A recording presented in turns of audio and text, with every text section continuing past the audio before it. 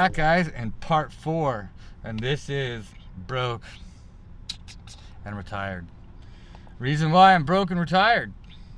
As we went to the back thing, or the back part before us, we'll talk about surgeries. It's hard for me to get out. Everybody thinks I'm drunk or on drugs or whatever, but just some things I'm stumbling on because it's hard to get out. That's my surgeries. If you look right here, I had a surgery right here. If you look right here, I had a surgery right here. And if you look right here, I've had 2 surgeries right here. The reason being is I'm losing feeling to my hands. If I work above my head, I lose feeling to these 3 fingers and these 3 fingers, and eventually I lose feelings to my hands, and I'll cut them and I'll do damage to them, and the next thing I'll know is, you can see they're bleeding. And so I can't work like that. They don't want me to work like that. It's technically unsafe. It's unsafe for me to have my hands and my arms in the condition they are, because I want to work, but it's very painful and it's very bloody. So hold on, we got to move forward. We're going to answer that question about all the drugs and alcohol that I'm on, because we're here at CVS picking up my drugs.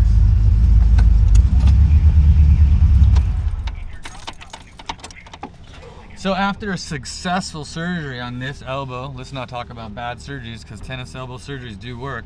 This elbow worked out really well. When I went to SEMA, I was so excited about the feeling of my elbow and how well I recouped. I was able to go fishing within like 5 to 7 days. You can just show my fishing boat right here. Anyway, so I was fishing in like 5 days, which was amazing. I wanted to immediately go get this arm done because I wanted to stop the burning in this elbow. Now I still have numbness in my hands, but tennis elbow is almost like pouring gasoline on your skin and you feel it burn. So tennis elbow is that burn inside of you because your nerves are screwed up. So I had screwed up all these nerves. Now this has to do with my lifestyle. Kids, if you choose to do the things that I do, you'll pay the prices at the end of your days. I dirt bike ride, I jet ski, I motorcycle, I water ski, snow ski, love hiking, love everything. Everything about outdoors and activities I love to do. So with that, you take a toll on your body. As well as I'm a blue-collared worker. I worked in construction. In our day, we were carrying, 100-pound pipes on our shoulders. Hold on. And we were doing hard work, to prove ourselves as journeymen in the field in order to make our way to the next level and pay and the next level, basically so you could run jobs. And that destroyed my body. Towards the end, I'll have to say 27 through 35 wasn't really good to me. I had 2 really big accidents. In dirt bike riding, I was at our famous Akatia Wells and I crashed my motorcycle. I was basically at the sand hill driving up it and I kicked a rock at Blow Sand Mountain, and the bike donkey kicked, came around and broke my back. I broke L3, L4, L5, and then transverse processes on my left side, as well as I cracked my tailbone into 3 places, and my spleen and my kidneys are damaged. Hence why everybody thinks I'm an alcoholic. Halloween night at 27, I lost a kidney and wasn't even drunk. So from 27 on, I wasn't really drinking. I mean, I've had drinks and I've been drunk, but I'm not an alcoholic, and I really don't even like the way I taste of alcohol. And now, through the age I am now, with 1 kidney barely operational, I can't drink. Drinking makes me sick, it poisons me, and it does all that.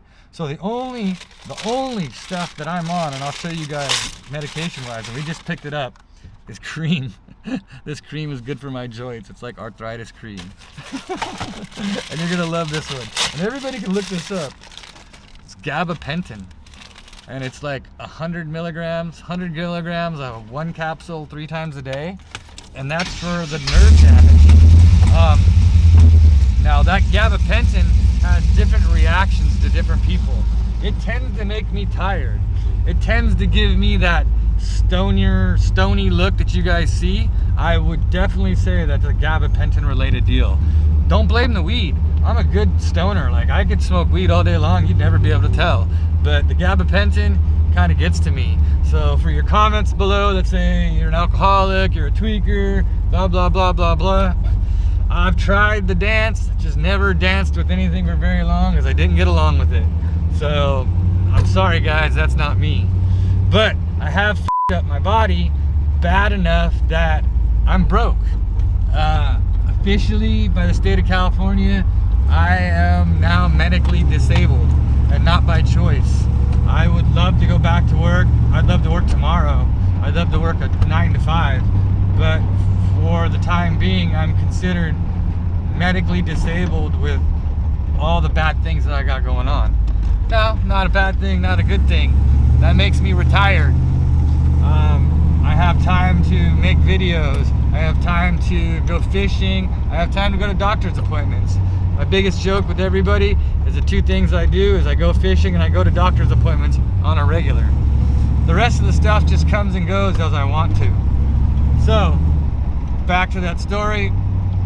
Hoonigans, retired and broken, or Hoonigans, broken and retired. Well, being retired, you're on a fixed income. I'm broken, as you guys can tell. That's been no clickbait. And having all these cars, you're pretty much f***ing broke. I mean, like, come on. I don't care what you make. You're gonna always have something broke. You're always gonna be spending money on something. You're broke, all right? And if you wanna know anything about Hoonigans, anything about any relationships I've had with anybody in Hoonigans, go ahead and write in the comments. I'm gonna answer everything with transparency, everything wide open. And if you guys continue watching, which I am so thankful for, if you guys watch like the algorithm, which is a word that means you can't explain what's going on, my algorithm is doing amazing. Like, I can't believe there's that many people that care. It's amazing. You guys have put me on the board again. And I'll explain algorithm again right here when I pull over, because one of the algorithms that doesn't make sense to me, and you guys can maybe explain it to me, is the Hoonigan algorithm. When I started Hoonigan, it was like right about going into 1 million viewers, and when I walked away, you guys can look in the videos, it was something around 3 million viewers. They're upwards of 5.6 million viewers, and that's like 5 years later. I don't know how that works in algorithm. Also, if you have 5 million viewers, how can you only have 250,000 views on your videos? Like, you're definitely no Whistling Diesel, right? This is what the cameraman gets to do. You guys say it's 1,000 horsepower car. There you go.